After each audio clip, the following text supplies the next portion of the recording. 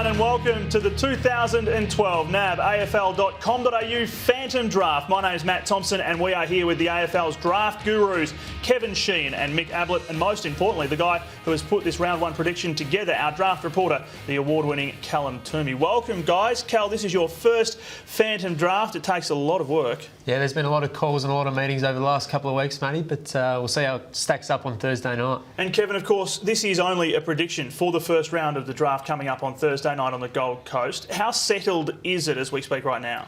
I think most clubs will still have a few players in mind for their choice, and it could be right up until, I think, Thursday morning, even over breakfast, where they finally make their decision on which way they'll go. And Mick, what about for the draft pool? How nervous would the guys be right now?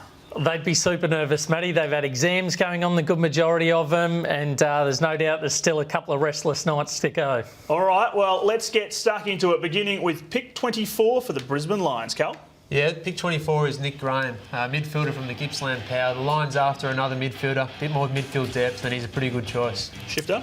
I think a terrific prospect. He had a great second half of the year in particular. He played nationals for Vic Country, but then went on to win the Morris Medal. Prolific ball-winning midfielder. Nick Stevens has done a fantastic job with the boys down at Gippsland Power and taught this guy the ins and outs of playing through the midfield. I also like him as a dangerous forward, as a medium forward. He marks well above the head. He kicks important goals under pressure. We saw that in the grand final of the TAC Cup, where he was amongst the best, although his side was beaten. But I think a great choice, Nick Graham, a big mover in the second half of the year. All right, let's go to pick 23 for the Sydney Swans. Swans have gone with Jesse Lonergan, an inside midfielder again. They love an inside player. They can never have enough of him, and he fits exactly what the Swans are about. In terms of building their list, the Swans, how does he fit in, Nick? Yeah, this guy's got absolute elite power. He's an explosive inside midfielder. He's untouchable out of the contest. The way he just accelerates away, out of congestion, just absolutely power to burn. Ranked number one in our version, our Moneyball version, called the AFL 120 rating. Came in with a score of 92.33 there. And just his physical attributes as well as his football brain, perfect for the Swans. All right, pick 22 is the Western Bulldogs. And everyone knows the Bulldogs need a bit of firepower up in forward line, and Tim Membry's the guy they could get at 22. Really good goal kicker and a good option. Well, I'd say presence are the word that describes Tim Membry. Real presence up forward. He's a 189, so he's grown a little bit this year, but plays with a great physical presence. Strong mark, a fantastic mark, in fact, and then his kicking outside 50 is absolutely special. He's shown this year his lateral movements improved as well. He can pick up balls at ground level and snap goals. His 8 goals in a final of the TAC Cup was something special. He kicked 4 in the finals, had a wonderful year. So Tim Membry to the Bulldogs, Cal. All right, pick 21 for Collingwood.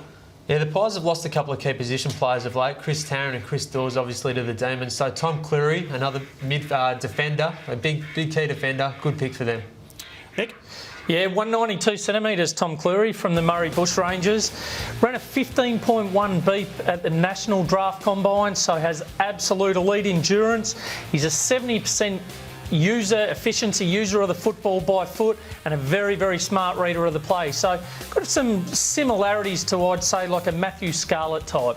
All right, so that's pick 21 for the Magpies. Let's go to pick number 20. A controversial pick it has been in terms of all the news that's been going on around the traps, but they've got it to use. Pick 20 for Adelaide. Yeah, the Crows have still got it, and they'll pick Mason Wood. An exciting forward, about 191, 192 centimetres, and he's really exciting type.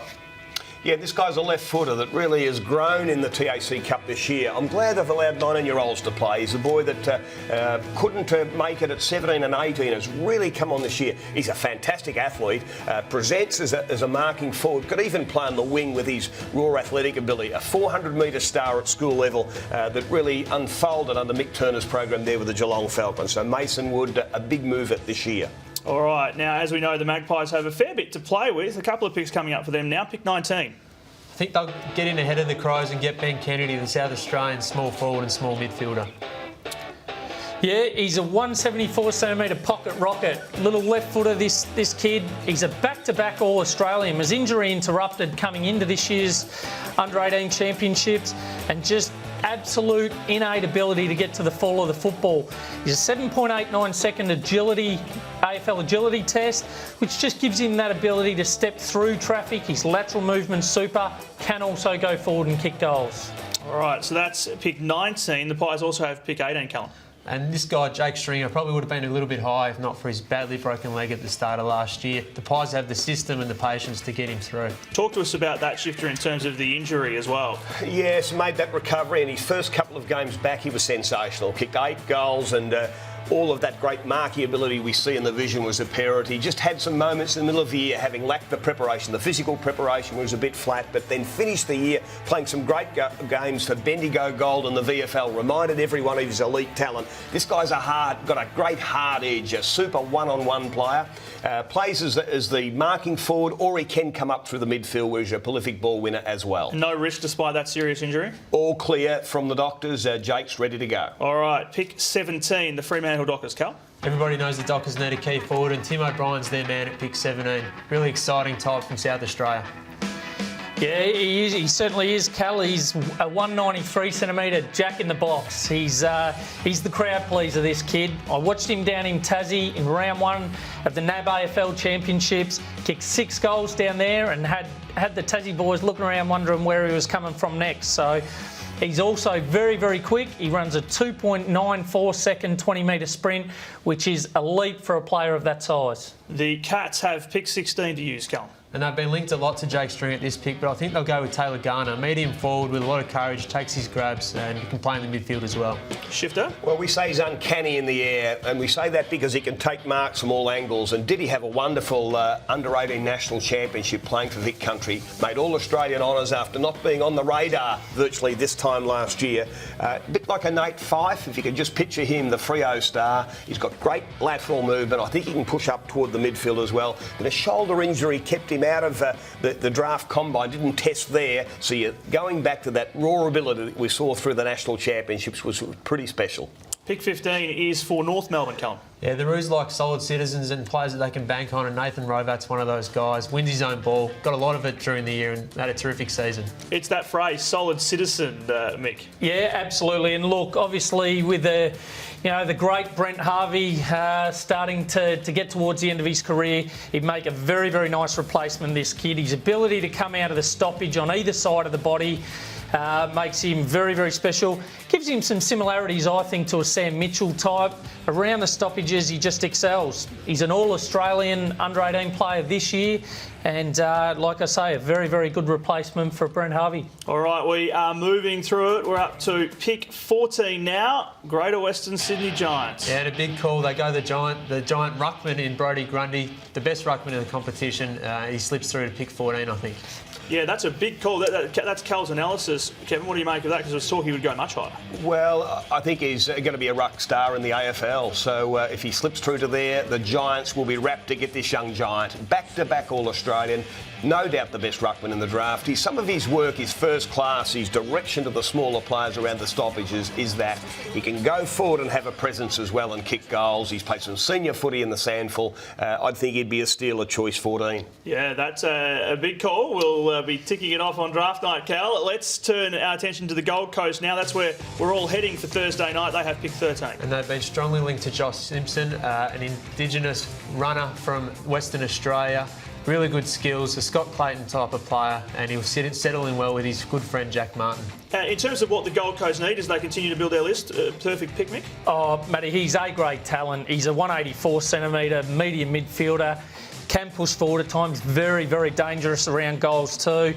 Just his foot skills, rarely misses targets. He's also likened himself a little bit to Lewis Jetta, and I reckon he's not far off the mark there. He's a very, very smooth-moving player, and they'd be very, very happy if they can get him. Another selection for the Giants now at 12. This one might surprise some people, but it's Aidan Corr, defender from the Northern Knights. They're looking for a replacement for Jack Humsh, who went to Port Adelaide during the trade and free agency period, and they get it in Corr. Oh, I think a great prospect, this fellow. He's got the genuine size to play in the big giants of the AFL. So 195, you're 6'5", and he's quick. He's elite quick. At the draft combine, with a 2.89 for 20 metres. That put him in the top 5%. So that means he can close down the guys that are terrific on the lead. He's a boy from McLeod Footy Club. That's where Michael Hurley come from. That's been a great producer of talent there at McLeod out there in the northern suburbs, the Northern Knights region. So young Aidan Corr is destined to be one of the first of the tall defenders defenders called. Yeah, absolutely, and a good part of town as well. Let's turn our attention to the Blues at pick 11. The Blues went tall a couple of years ago, and they might not choose Christian Jacks at pick 11, but I think they will, and I think they should. Key position player at both ends of the ground, does it all.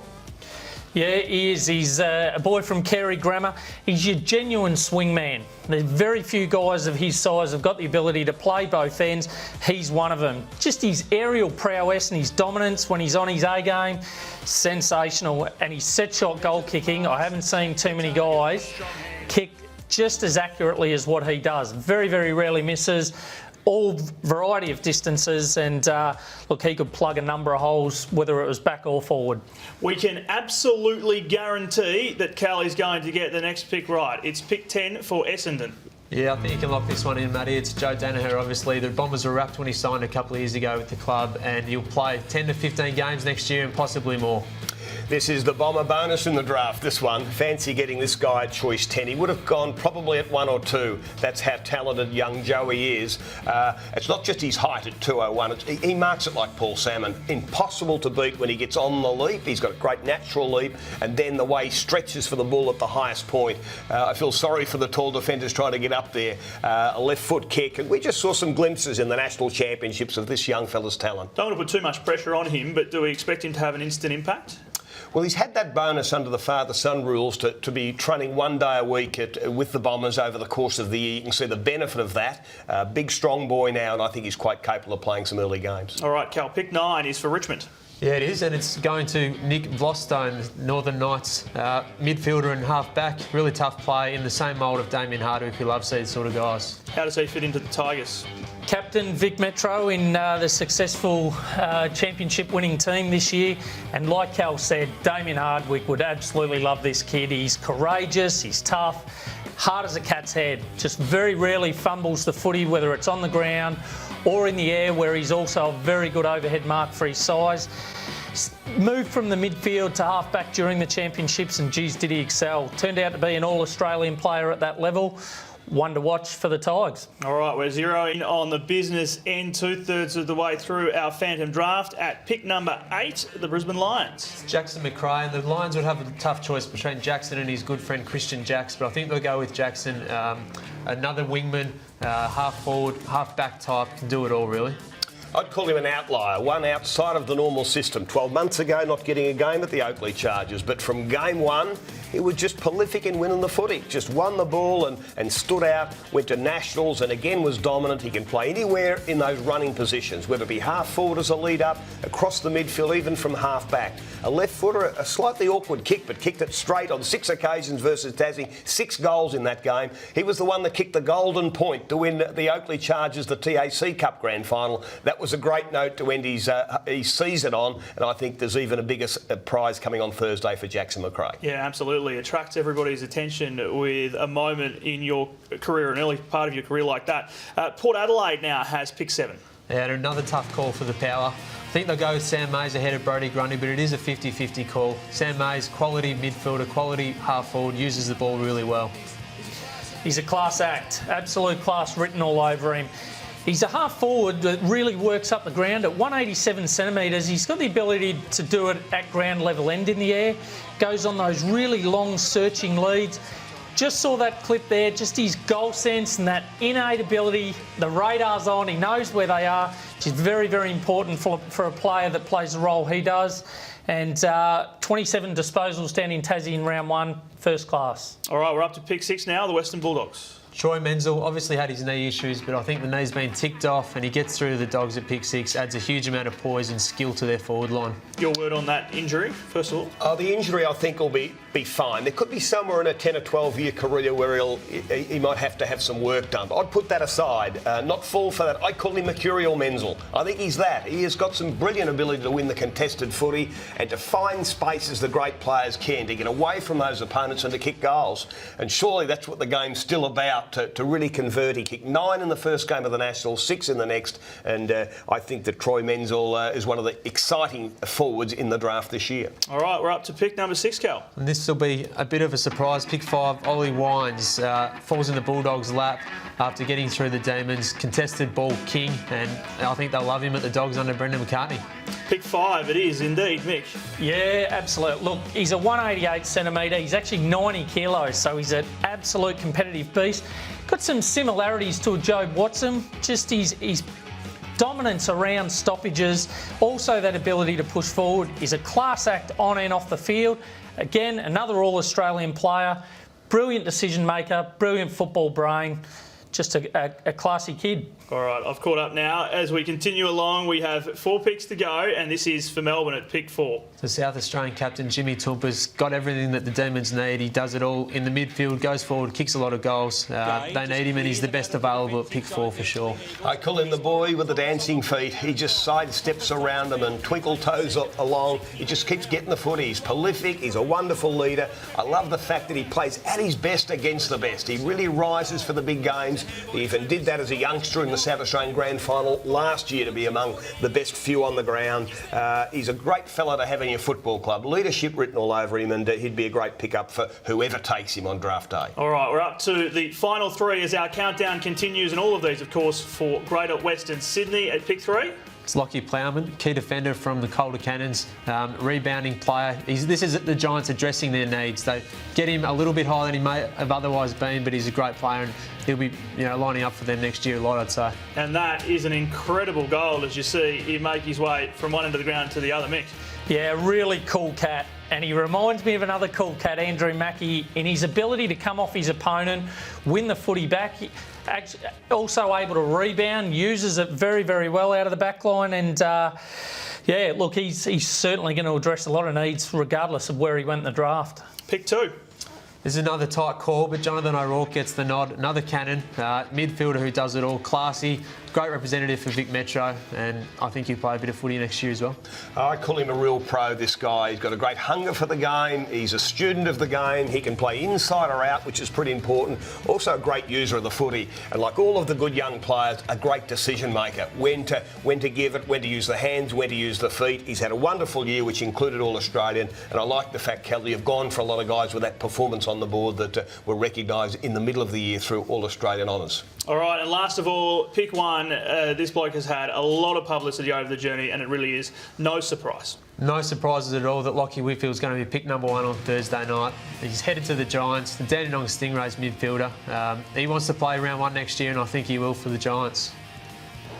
Yeah, look, for mine, he's the Maccabi diva of the field. He's an absolute thoroughbred in the way he covers the ground. He's just got that elite endurance. He's a 16-plus beat test.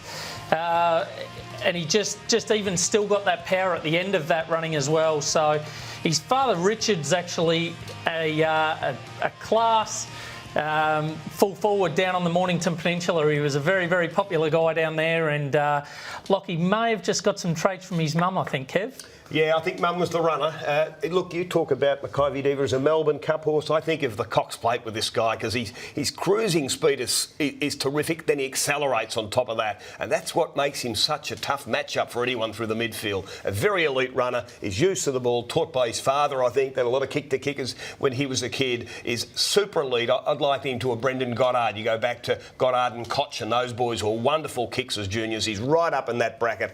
I'd also like the performance on the board. Most valuable player for Vic Country the last 3 years. Twice at under 18 level, once at under 16 level. So again, every time the bigger stage is available, he's produced the goods. So Lockie Whitfield, if he was to go number 1, would be a very worthy number 1. And in terms of the pressure that's going to be on him, is he going to be able to live up to all of that? Because there is a lot of pressure on number 1 draft picks, particularly over the past decade. We've seen that. They have to be able to perform, don't they? Yeah, Matty, that's the unknown of it all because we can't replicate the AFL. We can't replicate 80,000 and 90,000 at the MCG or 50,000 at Etihad Stadium and all the intense scrutiny, the matchups. He'll need to develop some strength. He's just a light boy at the moment. So it'll take him a couple of years to get that extra, probably 7 or 8 kilos he needs to be able to match it with the bigger bodies. But look, he's got the makeup. I think he's got the skill set to be a very good player, and we look forward to enjoying watching him play at the highest level. All right, as we finish off and recap, let's just have a look at the board. And Cal, as we talk through this, I don't know if you want to make any points about some that you're perhaps a little unsure on, that maybe there could be some late mail on. Yeah, pick 2 could go a number of ways. It could be Jimmy Toompas, it could be Troy Menzel, and pick 4, Melbourne have obviously been linked really strongly with Ollie Wine, so they might go there. And from there, pretty confident, but anything can happen on Thursday night, of course, Matt. Over the page, and we'll just take a look as well. Certainly Collingwood, Kevin, has quite a few handy pickups there in the middle. Yeah, so it's a big draft for Collingwood. They have 3 choices in virtually 21. There's going to be some great talent available to them. It'll be interesting to see whether they go for, whether there's any theme in it. Are they going for speed? Are they look for a taller player? Or do they just pick the next best talent? So a big draft for them, as it is for the Giants, and it is also for the Western Bulldogs with their early choices as well. And Cal, just before we go, you do have a few extra picks in your story online, and you will update the text story online as well if there is any more news. Yeah, we'll do some late mail on Thursday afternoon, so hopefully we'll have it on afl.com.au, everything. Right. Excellent. Well done, mate. Thank you so much. Callum Toomey with us, along with Kevin Sheen and Mick Ablett. Thank you all for being with us. You can, of course, keep the conversation going right now on Twitter using the hashtag AFL Draft. And, of course, try out our draft machine as well here on afl.com.au. We'll have our full team for you on the Gold Coast with complete coverage on Thursday night. For now, I'm Matt Thompson. Thank you so much for watching. Catch you soon.